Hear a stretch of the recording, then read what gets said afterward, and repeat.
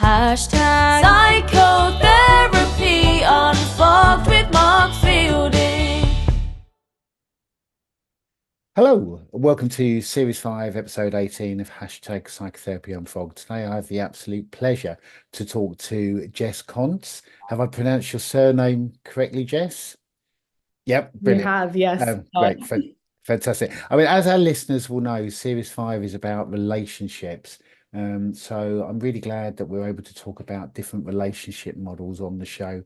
We touched on different relationship models a little bit with another Jess, actually, when we were talking about relationships in the LGBT community, I think about 5 shows ago. But we're really going to be able to do a really, really big deep dive into polyamory and different relationship models with Jess, which is so important, given that the whole series is about relationships. So Jess has been non-monogamous for 7 years and has set up a poly community and runs events and workshops, which we'll get into, and we'll give Jess lots of opportunity to talk about that kind of later in the show. So thanks for coming on the show, Jess. It's nice to see you again. Yeah, thanks so much for having me. Really excited to dive into the chat today, and there's such important conversations to be having. Absolutely. Yeah, they really are. So maybe just to kick off, can you tell our listeners a little bit about you? A little bit about Jess. Yeah, sure. So I'm from Australia. I live in Sydney. And as you mentioned, I've been exploring non-monogamy for about 7 years now. And it's such a huge part of my identity. I really feel like for me, it's as important as my sexual orientation. It just feels like so much more than a lifestyle. It feels like a part of who I am. And to have, opportunities like this to be able to talk more about that part of me has been huge. It's something that I am very open about now, which is obviously why I get to, come on podcasts like this and speak to it more. But for a long time, it was something that I probably wouldn't have felt very comfortable sharing. And I'm just so glad that there's been quite a bit of evolution in society now around creating spaces where it does feel safer to be open about things like this. And outside of this part of my life, what else can I share a bit about me? I love community. This has been a huge part of the love and creation of the Open Circle, which I'm sure we'll dive into. But Yeah. I run a lot of events. I love being around people, bringing people together, and I'd say that's a huge part of who I am and my secret magic that makes up parts of me. And yeah, that's just a little bit of a high level. Yeah, and as you say, it's so important to have more conversations around different relationship models. But I remember when we talked kind of for the pre-interview chat, and you were saying that that this it's kind of growing and there's more conversations in Australia, and I think that's probably true here as well, actually. But not enough.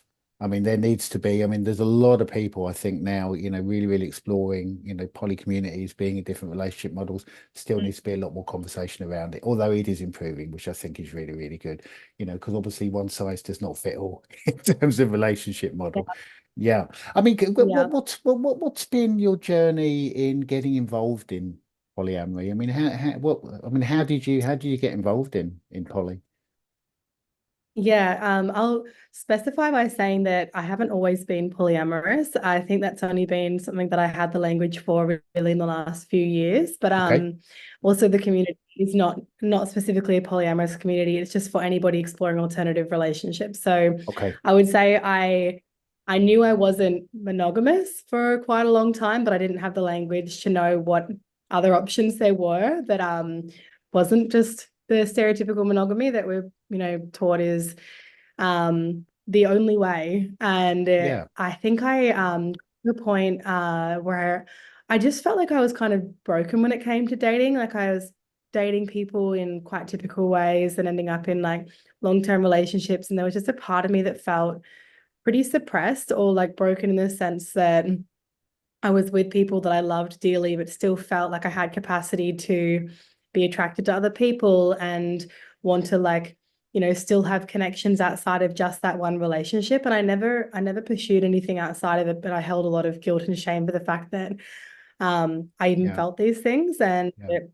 I actually ended up matching with somebody on a dating app that had a partner, and he spoke in his profile about being non-monogamous, and we went on a date. And I remember when he started talking to me about this other way of relating, it felt like a light bulb really like went off for me. And he taught me a lot actually in the time that we were dating around just the freedom that he's felt in relationships since being able to practice ethical non-monogamy, and ethical obviously being the part that both people are consenting to this type of dynamic. And he showed me books, and we had, beautiful conversations around some of the challenges, and then also the benefits that he's felt that it's given him. And a big part of that just being freedom and feeling like he can, not feel as limited as he would in more, conservative style monogamous relationships. Yeah. So I guess in a way that relationship was really your gateway into ethical non-monogamy. I mean, in terms of the terminology, I mean, some of our listeners probably the terminology might be new to them. I mean, is there a difference between polyamory and ethical non-monogamy? I mean, in terms of the terminology, are they the same thing? Are they different? Yeah, I would say that non-monogamy as a whole is quite a spectrum of desires and needs, and polyamory is one aspect of that. So you could think about it as this like beautiful tree with the trunk being non-monogamy, and then all the branches being, there's like open relationships, there's polyamory, there's solo polyamory, there's, all these different flavors of non-monogamy. And for a lot of people, it's just, stepping in and starting to explore any kind of alternative relationship, and then seeing how you grow and evolve as an individual, and seeing what feels most right for you. So I started my journey feeling like I was stepping into more of like open relationships where they definitely felt like there was limitations around that for me. I personally like the idea of not having like a ceiling put on somebody in a relationship for me, and also any partner that I'm dating, where their capacity to feel a connection with anybody else doesn't really have a ceiling on it. Whereas with open relationships and those type of dynamics, it's like you can have connections with other people, but mostly those are sexual, and the emotional connections, something that has a bit of a ceiling on it. So that's how I look at it. So with the open relationship, I mean, probably different for every kind of group, for every kind of system, but I guess maybe the openness is more about sex. I mean, that can be true, I think, often, but polyamory is there is a sexual part, obviously, but there's more room for emotional connection. And I would say as well, like, there is emotional connection in all of these. Whilst most people might think that it is predominantly something that's like initiated through two people wanting to, or many people wanting to have some kind of like sexual intimacy. Can't really put a ceiling on emotional connection no matter how hard you try, which is why even in relationships you can still have people that do cross boundaries and break agreements, because it's really hard to say I only like you this much. Like it's really hard to control that part of you. And I think a big thing that I've learned over the years of watching people navigate these different relationship configurations is just a lot of self-awareness on what your capacity is. So you might feel like you have the potential to be polyamorous, where you could hold many relationships. So poly means more than one. And at some point in your life, work might pick up, or something might happen with your health, and these things come in to your life that maybe change your capacity. And I think a huge part of it is like just having the self-awareness of what your capacity is and what you're able to commit to in relationship, because maybe you don't actually have the capacity to nurture 2 or 3 or more meaningful partnered connections, but you have the capacity to have something that might be a bit more casual, like a friend that you see every now and then, where there isn't a lot of expectations around the role that you play in each other's lives, other than you obviously get along, you enjoy spending time together, and when you see each other, that's a beautiful connection. But there come with partnered connections, there comes a lot more, I guess, expectations Yeah. of the role that you play in that person's life. Yeah. And I guess just looking at it practically in terms of time, I mean, I guess if someone has, has kind of multiple emotional engagements with multiple partners, I mean, I guess it takes a lot of time, right? I mean, there's a lot of kind of time in developing and keeping stable these relationships. And like you say, things happen, people go into different life stages, all sorts of things happen. And so capacity is really, really important, and really looking inside and understanding what your capacity is. Yeah. Yeah. And being able to communicate that up front as well. Like there might be that, might be for a period. So there was a person that I started dating for a little while, and it was actually a really interesting conversation where he has this window of, limited capacity right now where his kids are young. He has to like dedicate a lot of time to just being a dad. And, as 10 years goes by, that could change and his life might look different, but he knows that there's a limited time right now where his capacity is pretty limited because he does have another partner and he does have kids. And, just the communication around that, where it might not be a permanent thing, but it's pretty long term. 10 years is a pretty long time to know that you're locked in. Yeah. So and I guess just knowing. Sorry, Jess, go ahead. Yeah, just knowing what you're going into when you're engaging into a new connection for both parties, of just, this is what I'm looking for, this is what I'm able to give. This may change with time, but if it doesn't, like, this is the expectations that I'm hoping, we can both be on the same page about. Yeah, definitely. And I think probably what underpins that, I mean, I'm thinking of kind of poly couples that I've worked with. I mean, communication is important, I think, for all couples, obviously, monogamous or, non-monogamous. But I think with kind of poly systems, I don't know, communication is so important, isn't it? I mean, would you agree? I mean, it's essential. It's even more essential, really, because if there are different moving parts, everybody has to know exactly what's going on. Would you agree that communication is even more essential, really, in an ethical non-monogamy community? I would say that there's more opportunities created that spark difficult conversations. So things that might go by the wayside in other monogamous relationships that never really get addressed because you might never speak about attraction towards other people. Whereas in these dynamics, you do. It's something that you do, speak about, and the potential for challenging conversations is definitely more frequent. But I would say the need for communication is pretty paramount in any dynamic. But it's actually funny that you asked this question. I was at a workshop the other day and someone asked a panel of people that are polyamorous, what are some of the biggest piece of advice that you can give other than the C word? The C word being communication, because everybody says like, you've got to have communication. And it's like, I think there are a lot of people that are just looking for things that are more than that, because I do think that there's been a lot more evolution now in the need for any kind of relationship to recognize that communication is important. Yeah, I mean, definitely. I mean, just rewinding a little bit and just talking about the kind of tree of polyamory, if it's okay to go back to that. I mean, this is a massive question, I know, but could you just say a little bit around some of the branches on the tree? You mentioned solo poly. Could you say a little bit about the different configurations? Yeah, so solo polyamory is an individual that sees the relationship with self as important as somebody else would see a relationship with another. So they, maybe don't have a desire to share financial assets, live with another partner. They're looking at it as the relationships that happen around their life aren't actually coming in and impacting or affecting the relationship itself. So they are the most important person in their, how would I say this? I guess in their world, in their orbit, it's that relationship itself is actually the primary.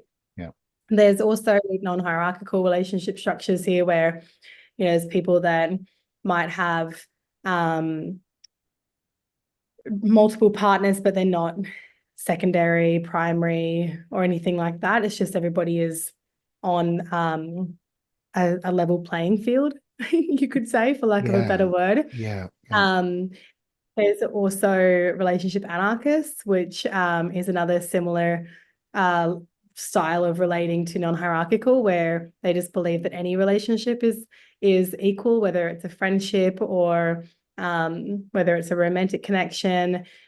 All of these relationships are relationships, and people just play different roles in our lives. So there's actually this really fascinating smorgasbord, if you Google relationship anarchy, of all the different roles people could play in your life, like caregiving, financial sharing of finances, marriage, kids, all of these things, intimacy, but recognizing that a lot of people can play different roles in your life, and it doesn't make any one person more important just because there's, sexual intimacy that's shared, which is quite a way of looking at most relationships. Is as soon as there's sexual intimacy, that's the most important relationship. Yeah. I mean, it's so interesting. I mean, in terms of the non-primary, because I think a lot of the stereotype, I mean, around kind of poly relationships is there'll be a primary relationship, and then there'll be other secondary relationships. I've possibly got the terminology wrong, but that I think is what people think. But actually, that's not the case. I mean, there can be a really even playing field of lots and lots of people in relationship, but there won't actually be a primary relationship per se. All of the relationships will have equal importance. Yeah, absolutely. I think that's definitely more of the relationship anarchist or non-hierarchical structure, where I think something worth recognizing is that there is a body of work and time that goes behind different relationships to, build connection, and somebody stepping in new can't automatically be, holding the same level of love and trust and prioritization as somebody that has maybe been in your life for 20 years. So I think the way I look at it again is like that ceiling is there's no capacity on the level of intimacy or love or, like life embedding that somebody can have. But it takes time to build that. Yeah. So there's no reference to being a primary or a secondary. Yeah, because I guess whatever relationships are in the are in the model, they're all going to develop and they're all going to change. I mean, as any relationship does over time, really. So the whole kind of relationship system is just going to evolve and change, and the relationships within them are going to be really, really fluid. Yeah, and actually, I'm glad you're speaking to that, because that's been something that's been probably the most impactful thing in my journey of exploring alternative relationships. Is just the beauty of the fluidity, is kind of letting go of the role that you think that person will play in your life, and just being open to seeing what the tides of change and time will bring into your life and that person and that relationship that you share, because so many things change, like we change as individuals, we grow and we evolve, and sometimes we grow together and sometimes we grow apart, and then we grow back together again. And I think something that has been really beautiful about exploring alternative relationships for me is being able to remove some of the titles that people have, and saying, like, oh, we don't spend as much time together anymore, or this dynamic has changed, therefore we've broken up. And it's like, there's people that I've had in my life that I'm actually closer with now, that we don't have a title of being partners, because taking that pressure off and just being able to see what role they naturally take and naturally form has actually been the thing that has like saved that relationship. We're closer now as friends, and there's still a lot of love and there's still a lot of shared connection there, but it's the pressure is off. Yeah, I mean, I really resonate with what you're saying. I mean, all relationships are constantly changing, aren't they? When you say, relationships can be close and then they can change, and they won't be close and they could be close again. I mean, it's just so true, and I think, often the historic relationship models that they're so rigid, there really isn't the space for that. I mean, the idea in, a classic monogamous relationship would be, if the friendship starts to become more important than maybe the sexual connection, then the relationship's over, really, kind of effectively, isn't it? I mean, that's generally the stereotype. I mean, could I ask you a little bit around kind of any stigma you've experienced? I mean, I know things are changing, but I mean, entering into, different relationship model, did you experience any discrimination from others or negative comments from others? I would say pretty early on when I started to be open about it, people would ask questions and you talk about your relationship, and obviously it's a bit different, and people would say things like, oh, like I could never do that. Yeah. And that's okay. Like it's funny because like people say that, but it's not like you ever ask them to do that. It's like No, I'm just telling you a bit about me, and I'm not telling you that you now have to also do this. no. But that's one thing that's quite common that comes up is people saying like, I could never deal with the jealousy. And it's interesting that like, as if jealousy is something that anyone would want to hold on to, like, or be proud of that they experience. It's like one of those things that I'm grateful for the learnings and the opportunity to be able to confront some of the jealousy that I've experienced and not be so scared of it, and realize that just like every other feeling and emotion, it comes and it goes. And being able to speak to it and share that openly with your partner is actually a very empowering thing. Yeah. What else have I experienced? Interestingly enough, one of my partners, when we were dating for more at the early stage of our relationship, I think we've been dating for probably about 10 months at this point. I actually hadn't had connections outside of him in that period of time, and not because of any other reason. Like I don't think I have been in a seeking energy for quite a long time, like seeking other connections, but I'm always open to it. And I just hadn't met anybody else that I felt connected to or drawn to. And it was interesting because I was at a play party, and oftentimes one of the reasons why I go to those is just to hang out with my friends, and it's it's an interesting experience to be around, and I like meeting people that are like-minded, and obviously those experiences attract those kind of human beings. Yeah. And for quite a while, some of these events that I was going to, like, I actually didn't feel like that part of me, that sexually activated part of me, was really very present in the room. So I just go and have chats. And I remember someone saying to me, oh, so, I've seen you at these parties and I haven't seen you hooking up or anything. Like, are you monogamous now? And now that you've met this guy, and I was like, this is so funny. This is like so backwards. Like someone in this community is actually like mono-shaming me. Yeah, judging Like, you. Yeah. totally judging me for the fact that I hadn't hooked up with anybody else since I met this person. And yeah, it was interesting. It was like, is this how people feel on like the other end of things? And I think the pieces of judgment that a lot of people can speak about is probably just the stuff that I touched on at the start is, people just saying like, I could never do that. Yeah, absolutely. And I guess when when you're kind of talking to different groups about non-monogamy, I guess often probably the first question you get asked is about jealousy, isn't it? I'm guessing you get asked that all the time. That's classically, isn't it? What gets asked about kind of poly relationships. So let's not get into that in terms of jealousy, because I've got a lot of other. If that's okay, I've got a lot of other things I kind of want to ask you. I mean, I wanted to ask you about gender in the poly community. I mean, is there, and again, I can't expect you to talk for the whole poly community, but I mean, in gender, I mean, do people have different experiences, do you think, being a part or being in in non-monogamous relationships in terms of gender? And that could be their experiences within the kind of relationships or the kind of comments and stigma they get from outside. I just wonder whether you see any gender differences there. Big Yeah, it's an question, I interesting know. question. Yeah. It's a big question. I would say from the outside world, probably the stereotype of, people that have not experienced what it's like to be in a community like this would say that for women, there's a typical stereotype of like, women are sluts. And that's why we're doing this, because we are just, like want sex.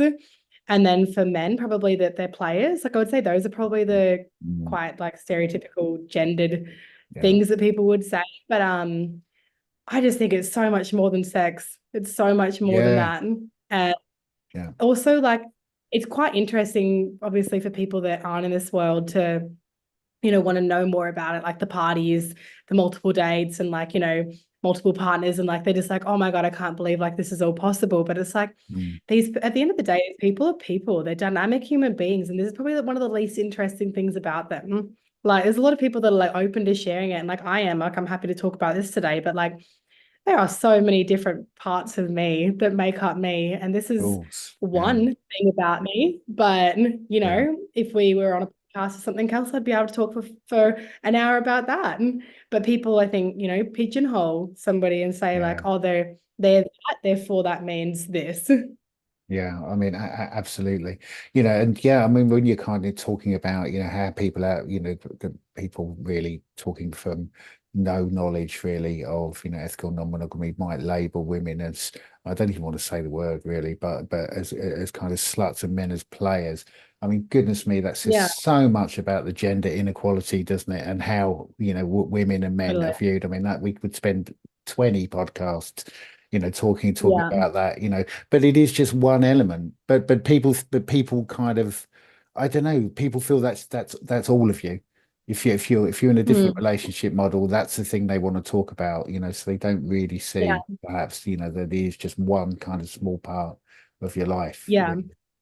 And also the assumption that it is just, like I said, all about sex, and it's just Yeah, it's really not. Like in the yeah, community that I'm a part of, we run 4 events a month, and they're like regular events, like you mm, know, movie nights, picnics, like yeah. mixers, book clubs. Like nobody's having sex at those. Like we just hang out. We're just people that get along and you Yeah, know appreciate having a space created where we feel like our people are there and we can just be yeah, ourselves without filters. yeah, But yeah, I can tell you like it's a surprisingly wholesome group of people. yeah, And sure, there are some, you know, opportunities where that side of us gets to get activated, but that's the same yeah, with like anyone, you know. yeah, If you like sex, it doesn't mean you always like sex. The right spaces and the right environment and the right people might spark that. And other yeah, times you might go through periods of your life where there's not a lot of that. And that's yeah. okay. Yeah, I mean, absolutely. And that's a really nice segue into the community that you built. Mm. Let's talk a bit around the community you've built and all of the other kind of arms to that. I mean, could you just tell our listeners about, about the community maybe initially, and then we'll branch out into all the other things you do.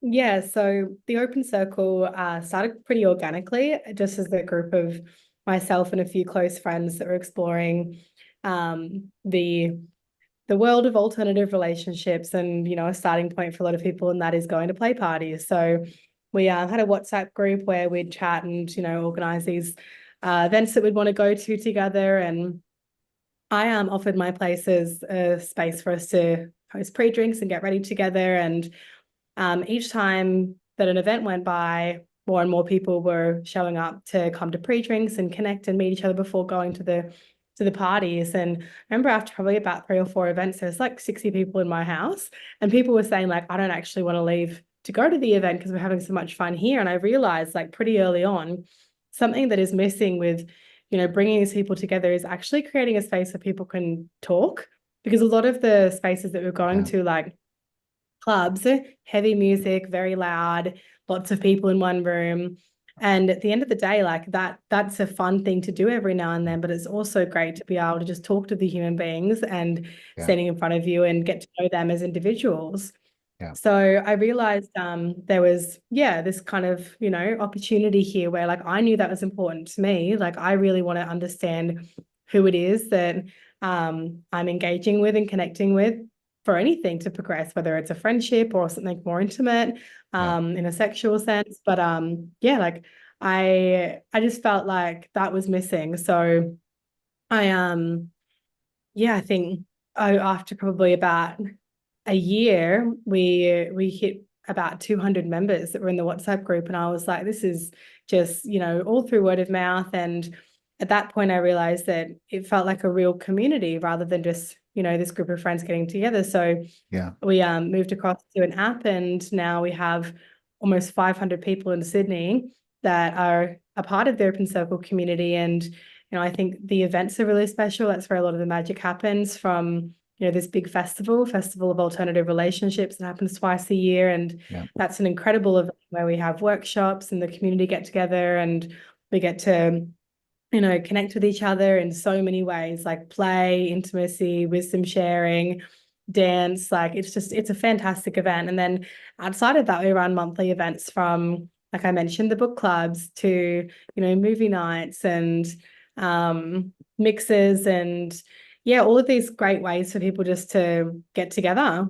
So it's been such a beautiful gift to my life, and for a lot of people that are stepping into, this space for the first time, it's just nice to feel like there's more people that think like you, and people that have had more experience that you can ask questions to, and also for a lot of people, like it's a lonely journey doing this alone. Mm. Exploring alternative relationships is hard enough as it is, let alone having to navigate that with just, only you and your partner. So yeah, I think it breaks down a lot of those barriers to entry of, knowing that you've got a community of people that are on a similar journey to you, and getting to have like a regular chance to see people that you connect with in so many more ways than just, romantic. It's like friendship, but not as you know it. Yeah, I mean the community you've created, I mean, it's absolutely astounding. I mean, you must be a bit astounded yourself at how it's grown. I mean, it's just it's just completely Yeah. grown, isn't it? From kind of a standing start, really. I mean, Mm. you've grown this Yeah. community, but yeah, it's incredible. I mean, is this? I mean, is this what you do as an occupation now as well? I mean, it's you say it's kind of really kind Yeah. of taken over your life. I mean, yeah, It's a huge part of my life, yeah, and looking into the future, like I would love to get to a place where we're, in more places than just Sydney, and more people in the world get to yeah, experience what we've created here in Sydney. So that would definitely be something that would take mm, more of my time. And yeah, I'm excited for that. And at the moment, I feel like I'm in this like in between where, because we now have 500 people, there's a lot of things that I do spend my time on for the community. And then yeah, there's also, the part of me that, yeah, just to wants to make sure that we're not, scaling too quickly. And I just want yeah. it to, continue growing through word of mouth. And that's been how we've gotten to this point so far. Like 2 years later, we've had 500 people that at some point in time were told about this, great community called the Open Circle that, has a bunch of amazing people that you can connect with. And yeah, that's how we've become what we are. Yeah, and then the friendship and the community, is an enormous part of that. The connections, goodness me, Yeah. people must meet so many different people. I mean, the festival Yeah. sounds amazing. Wow. I mean, I Yeah. mean, yeah. Yeah. I, It's such a fantastic event. yeah, And even looking at different members in the community now, like there's people that live together as friends. Like there's 3 people that met through the Open mm, Circle that now like live together as mm, friends. And when we all had their housewarming party, it's like of the 50 people were there, it's like everyone in the community, like we're all just friends with each other. It's like, when yeah, somebody's celebrating a birthday and they organize that birthday celebration, half the people there, if not more, are people from the community because we're all just friends. amazing. Yeah, Like it's so beautiful. Like yeah, like I said, it's like friendship, but not as you know it, because there's a lot of fluidity. It's like, yeah, there's a lot of affection between all of us. And I think for a lot of people that aren't used to being affectionate with their friends, it can be quite, mm, like you can double look and be like, what's going on over here? But yeah. again, a lot of it's just surprisingly very wholesome. It's just friends that love each other very dearly, that don't have strict parameters around who we get to be intimate with or who we get to be affectionate with. Yeah, yeah, exactly. I mean, I guess love has no boundaries, does it really? And friendship. Yeah, Yeah, and this is a real yeah, it's been, open expression. Yeah. yeah, Just, how do people get hold of you? I mean, you're centered in Australia. You live in Australia at the moment, so I guess this would be for people that live in Australia. I mean, if people want to learn more about you, want to get in touch for any of the things that you organize, how do they do it? yeah. So the opencircle.au is our website, and you can fill out an application to join the community, and you can also just read more about what the Open Circle offers and see if it's something that, yeah, sparks your interest. Yeah. Okay, and we'll put all of your links on our social media sites. So if anyone wants to kind of check out the show notes, Amazing. check out the social media sites. And I guess the next step, you're not wanting to scale too quickly, but the next step would be maybe then to just push out a little bit more globally. I mean, I would say there's an appetite for it. I mean, certainly in the West. I mean, Mm, in the UK, different relationship models. I mean, this is growing apace, I would say. And for me, yeah. I think it's been modeled really, for years by the LGBT community. I think some of the Mm, modeling for this has been done. I mean, they really have. I mean, it's a general statement, I know, but for me, I think the LGBT community have really pushed the boundaries in terms of relationship models. And now yeah. I think, kind of heteronormative society is really benefiting from that, really. Yeah. Yeah. Yeah. I'm just kind of rewinding again. You talked about playrooms. It would be remiss of me to not ask you what that is for our listeners. You mentioned that a few times. Yeah. What is a playroom? Yeah. So play parties are, I guess, a club that you can go to and dance and, have drinks and chat like any regular club, but there are bedrooms as well in that space where people can explore a spectrum of desires. Yeah. So Okay. um, think about it. I look at it as like um, it's there if you want to engage in that, but also you can just be, having a very regular night where you just go for some drinks, have a dance, and chat Yeah. to some people that you might, have some similarities with. Yeah. And I just don't feel like, yeah, I don't feel like there's never a pressure, when you go to these places. Like some people might find that in some of the spaces there are, certainly the ones that I go to frequently, there isn't. There's never an expectation that you have to play or Mm, you have to engage sexually. And it's really a mm, great way to actually put yourself in a space where you can exercise your communication, and by saying to somebody that might yeah. approach you and you're not feeling like you want to engage, being able to flex that muscle by saying, Yeah. I'm flattered, but that's not what I'm looking for tonight, but I'm happy to have a conversation if that's something you're open to as well. Yeah. You know, yeah, that's essentially what play parties are for people that haven't Mm. been, and they take, different forms. Sometimes people host them in hotels, sometimes they have them at houses or in warehouses. Yeah, so many different variations of Mm. that. Yeah. Yeah. But again, I guess when you're talking about the play parties, just so much fluidity. And I guess Yeah, and I guess what I'm also thinking is so much acceptance. I mean, I'm yeah, framing it in terms of the play party, but I mean, this is true. I think from everything you said about the whole community, people can go to the play, they can have sex, they can not have sex, they can yeah, they can have a conversation, they can have a dance, they can have a drink. And there's just so much totally. fluidity, isn't it, within the play Yeah. party and the community generally. It's very, very, I'm Yeah, just struck by the fluidity. The more I learn about the community, the more fluidity I see. I mean, it really is kind of amazing, really. I mean, just yeah, yeah. we're kind of approaching the end. Is there anything that I haven't given you the opportunity to say that you would like to say? Mm, yeah, I guess the other thing I would add is that even if you are monogamous and you have no interest in any of this lifestyle, there's a lot of tools that you can learn from the way that people navigate non-monogamy Mm, that can be incredibly beneficial to your relationship as well.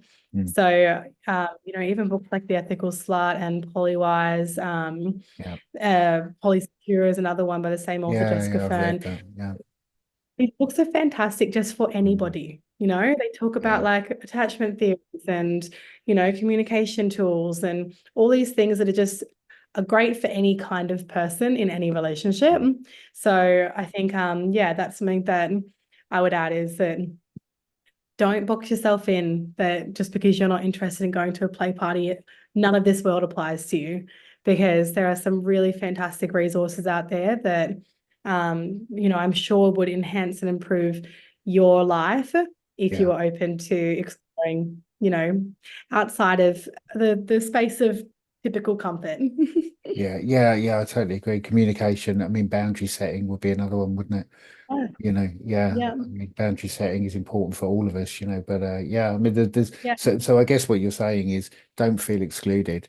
I mean, even if even yeah, at this point you exactly. want to remain in a kind of monogamous model, explore.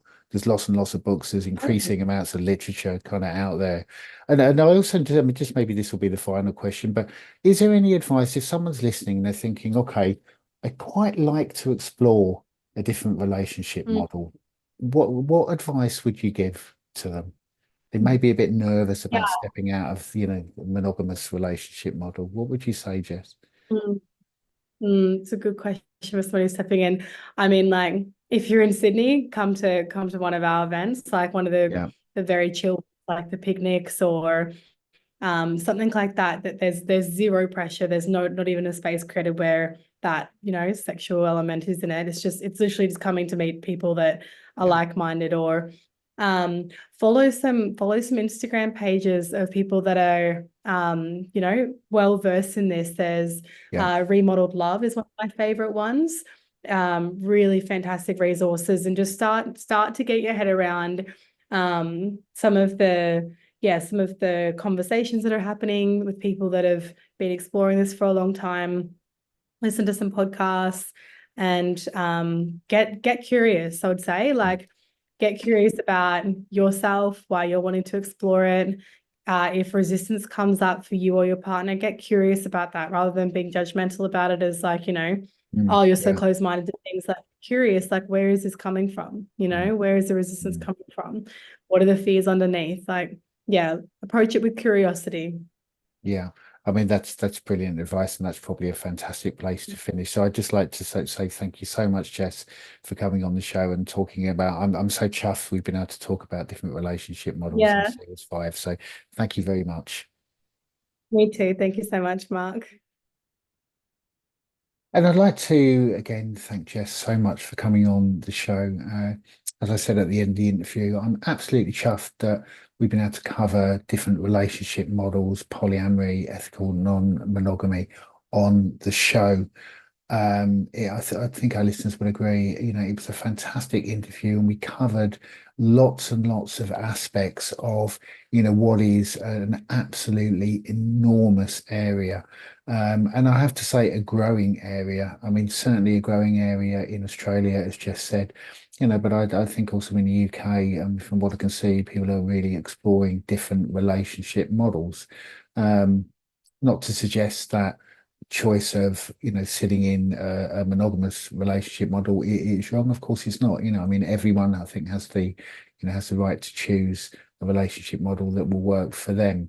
And I guess the kind of the plurality that society is now maybe starting to allow. I mean, I use the word allow because I think some of the traditional ideas around all sorts of things, relationships included, have been incredibly rigid, you know, and so I think that a lot of those, certainly in the West, are breaking down quite a bit.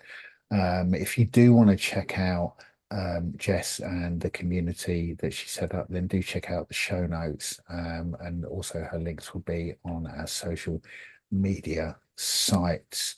I was really struck when Jess was talking about the ethical non-monogamy tree and the poly tree, and all of the different kind of aspects and the different kind of positions and the different configurations that one can find themselves in within, you know, the poly ethical non-monogamy community. Very, very interesting, you know, and also in terms of the community that was built. I mean, absolutely staggering. I mean, that Jess has built such an enormous community, and a growing community, and all of the things that, you know, that come along with that. You know, the workshops, the, you know, alternative relationship festival, open circle, just incredible, really.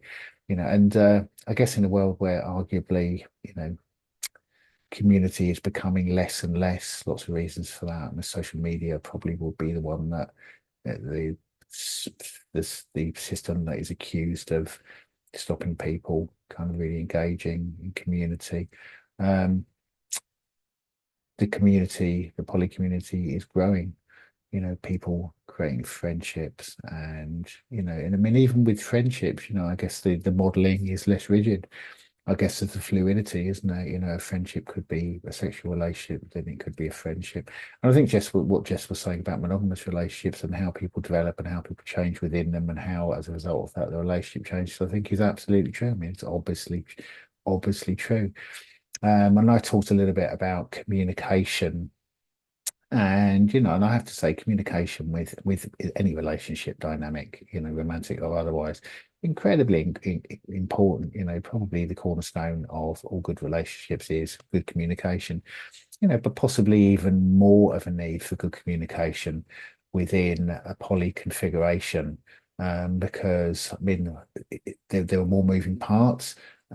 So everyone is developing and changing, and the relationships within the configuration developing and changing. So, there is, I would say, an increased need for really, really open, emotional, and practical communication. And also looking at the practical aspects. I mean, really interesting what Jess was saying around, having kind of multiple relationships. I mean, there is a real practical element to that. I mean, the relationships take time, even though all of the relationships are going to have, a different kind of configuration. But, sometimes people don't have the time, to have multiple relationships. They maybe have to pull in and concentrate on things. Maybe there's illness, maybe there's a change in the family system, a situation at work, and all these things I think have an effect. And again, I think, the communication of that, to, the relationship, people in relationship within the model, I think is incredibly important. I mean, we also talked a little bit about boundary setting, and I think boundary setting is also very, very important.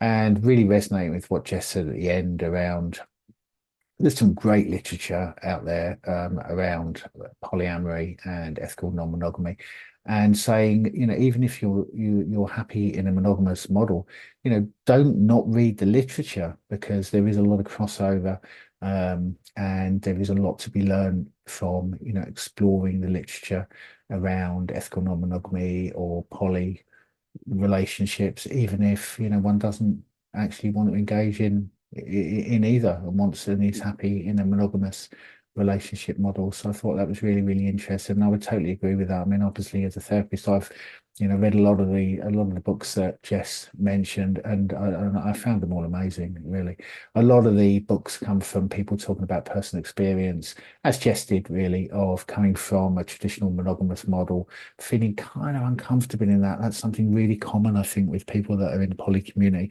just feeling constrained by that, but also feeling the weight of the social construction around having to, be in this kind of mononormal relationship model, but always feeling maybe somewhat ill at ease, and then discovering the possibility of different relationship models, discovering perhaps the poly community, and then that being, much more resonant with the person that they are, than perhaps a monogamous model.